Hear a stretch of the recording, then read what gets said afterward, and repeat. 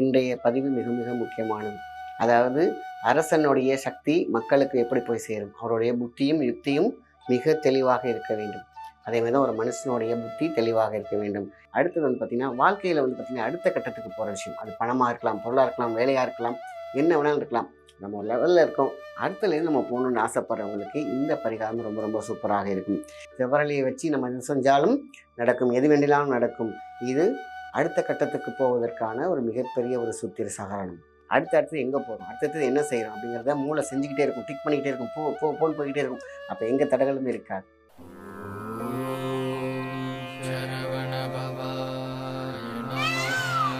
முருகா திருவடிக்கான சித்தநாடி நேயர்களுக்கு அன்பான வணக்கம். நான் உங்கள் மாயன் செந்தில்குமார். இன்றைய பதிவு மிக மிக முக்கியமானது. அதாவது அரசனுடைய சக்தி மக்களுக்கு எப்படி போய் சேரும், அவருடைய புத்தியும் யுக்தியும் மிக தெளிவாக இருக்க வேண்டும். அதே மாதிரி தான் ஒரு மனுஷனுடைய புத்தி தெளிவாக இருக்க வேண்டும். அது எங்கேயாவது குத்தி கிழிஞ்சி நார் மாதிரி தொங்கிட்டு இருந்துச்சுனாக்கா எந்த ஒரு டெசிஷனுமே எடுக்கவே முடியாது. ரெண்டாவது, நாராகத்தான் போகும் வாழ்க்கை. சொல்லுவாங்க, நாராக இருக்க வேண்டிய விஷயத்தை 4 நாளாக 8ஆக 8 பெருக்க சொல்லுவாங்க வாழ்க்கையில். இப்போ எங்கே போகணும் அப்படின்னு கேட்டிங்கனாக்கா, மனசார நம்மளுடைய எனர்ஜியை ஃப்ரீ பண்ணணும். கோயில் குளங்கள் அப்படின்னு சொல்லுவாங்க. ஏதாவது பிரச்சனையாக இருக்கா, கோயில் குளத்துக்கு போயிட்டு வாப்பா, உன்னுடைய பிரச்சனைலாம் இருக்குது. கோயில் குளம்னு சொன்னாங்க பார்த்தீங்களா, அங்கே தான் விஷயம் இருக்குது. ஒன்றும் இல்லை, நம்ம எப்போதும் கோயிலுக்கு போனால் அந்த குளத்துக்கு போயிட்டு வருவோம். குளத்துக்கு போன பிறகு இல்லைன்னா கோயிலுக்கு போவாங்க சில பேர். எப்படி வேணால் எடுத்துக்கலாம். ஆனால் அந்த கோயிலுக்கும் குளத்துக்கும் சம்மந்தம் இருக்குது. ஆனால் அந்த கோள்களுக்கும் குளத்துக்கும் சம்மந்தம் இருக்கிறது. அங்கே தான் நம்மளுடைய பிரச்சனைகளை தீர்க்கக்கூடிய சக்தி. இப்போ நம்ம போய் குளத்துல போய் முழுக முடியுமா? முன்னாடி மாதிரிலாம் அந்த அளவுக்கு நம்ம போய் கூட்டம். அதனால தான் என்ன பண்ணோம், அட்லீஸ்ட் அந்த தண்ணி எடுத்து நம்ம தெளிச்சிக்கவாக செய்ய வேண்டும். எந்த கோயிலுக்கு போனாலும் குளத்தை மிஸ் பண்ணாதீங்க. குளத்துக்கு போகும்போது பத்திரமா போங்க, சேஃப்டியாக போங்க. தண்ணி இருந்துச்சுன்னா வழுக்காமல் பார்த்துக்கோங்க. யாரையாவது மொண்டாவது கொஞ்சமாக தண்ணியை எடுத்து நம்ம தெளிச்சிக்கிட்டோம்னா இந்த கோள்கள் எனர்ஜி எப்பொழுதுமே எல்லா கோயிலுடைய குளங்களுக்கும் எனக்கு சக்தி இருக்குது. இன்றைக்கி தண்ணி இருக்கா இல்லைன்னா இருக்காது மேக்ஸிமம். ஏன்னா இன்றைக்கி நிறைய விஷயங்கள் இருக்கும்பொழுது பயன்படுத்துகிற விஷயத்த நான் சொல்கிறேன். இது கோள்களுக்கும் கோயிலின் குளங்களுக்கும் சக்தி உண்டு. அதை இறங்கிக்கிட்டே இருக்கும். அதான் தாமரை சொல்லுவாங்க, டிஷான்ற மாதிரி இழுத்துக்கிட்டே இருக்கும் எப்பொழுதுமே. சரி, இது ஒரு தகவல். அடுத்தது பார்த்திங்கன்னா, வாழ்க்கையில் பார்த்திங்கன்னா அடுத்த கட்டத்துக்கு போகிற விஷயம். அது பணமாக இருக்கலாம், பொருளாக இருக்கலாம், வேலையாக இருக்கலாம், என்ன வேணாலும் இருக்கலாம். நம்ம ஒரு லெவலில் இருக்கோம், அடுத்தலேருந்து நம்ம போகணுன்னு ஆசைப்படுறவங்களுக்கு இந்த பரிகாரம் ரொம்ப ரொம்ப சூப்பராக இருக்கும். அதாவது இறைவனில் பார்த்திங்கனாக்கா, இறைவனே இறைவனே அவனே சிவனே அப்படின்னு சொல்லுவாங்க. அப்போ ஆதி அந்தம் எல்லாமே இறையருளாக இருக்கும் பொழுது சிவனுக்கு செவ்வரளி பூ சாத்தி, அதாவது ஒரு ஞாயிற்றுக்கிழமை செவ்வரளி, அதாவது உங்கள் கையாலேயே நீங்கள் என்ன பண்ணுறீங்க, கொடுக்குறீங்க. அந்த செவ்வரளியை சாத்திட்டு வெளியில் ஒரு செதற்காய் அடிக்கிறீங்க, அவ்வளோதான். தேங்காய் செதற்காயாக இருக்க வேண்டும். உடைக்கும் பொழுது எப்போதும் நம்ம சொல்லுவோம் பார்த்தீங்களா, இந்த தேங்காய் சிதறது போல் என் தடங்கல்கள் சிதற வேண்டும், என் நோய்கள் தீர வேண்டும், என் பிரச்சனைகள் தீர வேண்டும். இந்த உடஞ்சி சிதறது பார்த்தீங்களா, அந்த மாதிரி உடைக்கும் போது உடைக்கணும், அவ்வளோதான். அதேமாரி தீபத்துக்கு உங்களுடைய எப்போதும் தெய்வத்துக்கே பார்த்தீங்கன்னா ஒரு அர்ச்சனை பண்ணிடுங்க. அப்போ செவ்வரளி சாத்தி விட்டு நம்ம தேங்காய் உடைக்கிறது தான் விசேஷம் இருக்குது. செவ்வரளிக்கு ஒரு சக்தி உண்டு எப்பொழுதுமே, அது மகத்துவம். செவ்வரளியை கையில் வச்சுட்டு மெடிடேட் பண்ணாலே நினைக்கிறது நடக்கும். செவ்வரளிக்கு அவ்வளோ சக்தி உண்டு. தாமரைக்கு ஒரு சக்தி உண்டு, மல்லிகை பூவுக்கு ஒரு சக்தி உண்டு. இந்த அடுத்த கட்டத்துக்கு மூவ் ஆகிறதுக்கான ஒரு புஷ்அப் இருக்குது பார்த்தீங்களா, அது இந்த பூ அரளி கொடுக்கும், செவ்வரளி கொடுக்கும். ஸோ அப்போ பார்த்தீங்கன்னா உங்களை கொக்கி மாட்டு ஒன்று பிடிச்சிருக்கு பார்த்தீங்களா பின்னாடி, அதை கட் பண்ணுற ஒரு சக்தி. நம்ம ஆறா பாசிட்டிவ் ஆனால் அது கட் ஆகிடும் தான், ஆறா நெகட்டிவ் வந்தால் அது பிடிச்சிருக்கும். ஸோ எது பிடிச்சிருக்கோ அதை விட வைக்கும், எது பிடிக்கலையோ அதை ஓட ஓட விரட்டும். இதுதான் வாழ்க்கையில் ரகசியத்தை தெரிஞ்சுக்கோங்க. நம்ம எப்படி இருக்கோம் அப்படிங்கிறது தான். மைனஸில் இருந்தோம்னா மைனஸாக வந்து விட்டும், ப்ளஸில் இருந்தால் ப்ளஸ் ஆகட்டும். எதுவாக நினைக்கிறாயோ அதுவாவாய், எதுவாக இருக்கிறாயோ அதுவாவாய், அவ்வளோதான். அப்போ எதுலவா இருக்கும், சாக்கடையா பூக்கடையா, அது விஷயம். நம்ம சாக்கடை இருந்துக்கிட்டு பூவாசத்தை தேடக்கூடாது. சாக்கடை தான் வந்து கொட்டும். சாக்கடை போட்டிக்குள்ள இருந்தாலும் சாக்கடை தான் நம்ம மேலே வந்து கொட்டுவாங்க. பூக்கடையாக இருந்தால் பூவை வந்து கொட்டுவாங்க.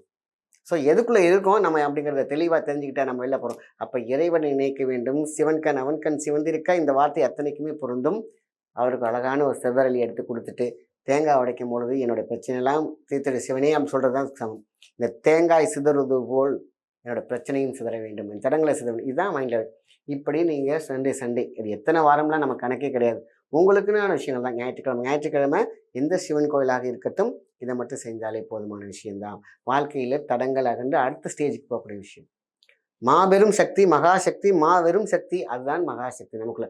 இங்கேருந்து சக்தி போதா அங்கேருந்து வருது, அதான் give and take policy. So இறைவங்கிட்ட நம்ம கூட சேரக்கூடிய விஷயங்கள், அவருக்கு பிடிச்சமான விஷயம் என்றைக்குமே பார்த்தீங்கன்னா சிவனுக்கு பிடிச்சது நம்ம என்ன சொல்லுவாங்க, வில்வம் சொல்லுவாங்க. அடுத்தது செவ்வரளி. செவ்வரளியை வச்சு நம்ம எது செஞ்சாலும் நடக்கும், எது வேண்டினாலும் நடக்கும். இது அடுத்த கட்டத்துக்கு போவதற்கான ஒரு மிகப்பெரிய ஒரு சூத்திர சகாரணம். இந்த ஒரு பரிகாரம் ரொம்ப ரொம்ப முக்கியமான விஷயம். வில்வத்தை முக்கியமான அடுத்தது வில்வம் அத்தனையும் வெல்லும் அப்படின்னு சொல்லுவோம். வெல்வோம். அப்போ என்ன பண்ணுறோம், பிரதோஷ காலங்களில் ஒரே ஒரு வில்வத்தை எடுத்து மென்று சாப்பிட்டுட்டு அடுத்த லெவலுக்கு நான் போகணும், எனக்கு அடுத்த கட்டத்துக்கு போக வேண்டியது இருக்குது, என் பிஸ்னஸ் அடுத்த கட்டத்துக்கு கொண்டு போகணும். வில்வத்தை என்ன பண்ணுறோம், பிரதோஷத்தன்று நம்ம சிவன் கோயிலுக்கு போனாலும் சரி, இல்லை சிவன் கோயில் உங்களால் போக முடியலனாலும் வீட்டில் இருந்தாலும் இறைவனை நினைத்து கொண்டு சிவனை நினைத்து கொண்டு ஒரே வில்வத்தை மென்று சாப்பிட்டா எப்பேற்பட்ட ரோகம், அதாவது உடம்புல உள்ள வியாதி போகும், தடங்கல்கள் போகும். அடுத்த கட்டத்துக்கு தானாக ஒரு கை எடுத்துக்கொண்டு போடும். அந்த ஒரு கை தான் சிவன் கை. அதான் சிவன் கண் அவன் கை சிவந்திருக்க எல்லாம் சிவமே பவமே அப்படின்னு சொல்லுவாங்க. ஸோ பாருங்கள், வில்வம் சாப்பிடும் பொழுது நம்ம என்ன நினைக்கிறோம், அடுத்ததுக்கு போகணுங்கிறத நினைக்கணும். அப்போ தான் அந்த பாயிண்ட்டு அந்த ஒர்க் அவுட் ஆகும். அதேமாதிரி செவ்வரளி சாத்திரம், அதேமாதிரி தேங்காய் சதுரகாய் அடிக்கும். இதை மட்டும் நம்ம ஃபாலோ பண்ணிகிட்டே வந்தோம்னா எப்பேற்பட்ட பகையும் விலகும், எப்பேற்பட்ட தடையும் விலகும், எப்பேற்பட்ட குறையும் நீங்கும், எப்பேற்பட்ட வியாதியும் நம்ம விட்டு கலந்தோடி விடும். ஆனால் வாழ்க்கையில் ஜெயிக்கிறதுக்கான விஷயம் பரிகாரம். இந்த பதிவு ரொம்ப ரொம்ப முக்கியம். ஆக இறைவன் பால் அன்பு கொண்டு சரணாகதியோடு செய்யக்கூடிய அத்தனை பரிகாரங்களும் மிக மிக முக்கியமானது. நம்ம அடுத்த கட்டத்துக்கு போகணும் அப்படின்னு கேட்டிங்கன்னா நம்மளோட உந்துதல் தேவை, நம்மளுடைய செட்டப் தேவை. நம்ம அடுத்த கட்டத்துக்கு போகிறதுக்கான எல்லா தயாரிக்கும் இருந்துக்கட்டும். ஃபியூயல் மாதிரி, பெட்ரோல் மாதிரி நமக்கு கொடுக்கக்கூடிய சக்தி இருக்குது பாருங்கள், வரம் இருக்குது பாருங்கள், அதுதான் முக்கியம். அப்போது நம்ம செட்டப் பண்ணி வச்சுக்கணும். அடுத்து போகிறதுக்கான பாயத்துக்கு ரெடியாக இருக்கணும். எனர்ஜி என்ற பரிகாரத்தையும் செய்தால், இறைவனோடு இணைந்து கொண்டால் வெற்றி கூட்டணி தான். அப்போது அடுத்தடுத்து எங்கே போகிறோம், அடுத்தடுத்து என்ன செய்கிறோம் அப்படிங்கிறத மூளை செஞ்சுக்கிட்டே இருக்கும், டிக் பண்ணிக்கிட்டே இருக்கும், போன்னு போய்கிட்டே இருக்கும். அப்போ எங்கே தடங்களும் இருக்காது. அப்போ வெற்றி நிச்சயம். அப்போ காரணம், அப்போ சிவனை தான் பிடிக்கணுமா அப்படின்னு எல்லாருமே கேட்பாங்க. மற்ற கடவுளை பிடிக்கூடாது, மற்ற கடவுள் எல்லாமே நமக்கு முக்கியம். அடுத்த கட்டத்துக்கு போகிறதுக்குன்னு ஒரு மூமெண்ட் இருக்கு இல்லையா, அதுக்குன்னு ஒரு ஃபார்முலா இருக்கு இல்லையா. கணக்கு அப்படிங்கிறது ஒரு புத்தகம். எத்தனை ஃபார்முலா, எத்தனை சம் இருக்குது, எத்தனை ஃபார்முலா இருக்குது. அதே மாதிரி தான் ஒவ்வொன்றுக்கும் ஒரு ஃபார்முலா இருக்குது, ஒவ்வொரு பரிகாரங்கள் இருக்குது. மனிதனை ஒரு கட்டத்திலேருந்து இன்னொரு கட்டத்துக்கு கொண்டு போகக்கூடிய மிகப்பெரிய விஷயம் அது வெற்றி கட்டமாக மட்டும்தான் இருக்க வேண்டும். நல்ல விஷயத்தை மட்டும் ஷேர் பண்ணி நன்றி, வணக்கம். வாழ்க்கைனா ஒரு பயணம் மாதிரி இல்லையா? சில நேரத்துல பாதை தெளிவா இருக்கும், சில சமயம் இருட்டா இருக்கும். என் வாழ்க்கையும் அப்படிதான். என் கை நிறைய பணம் இருந்தாலும் மனசுல ஒரு நிம்மதி இல்லாம இருந்தது.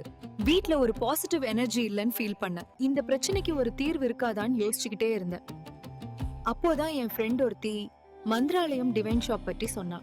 முதல்ல கொஞ்சம் யோசனையா இருந்தது, ஆனா ஒரு நம்பிக்கையில அங்க போனேன். கடையில நுழைஞ்சதும் ஒரு தெய்வீக உணர்வு. ஒவ்வொரு பொருளையும் ரொம்ப கவனமா பழமையான முறையில செஞ்சிருக்காங்க.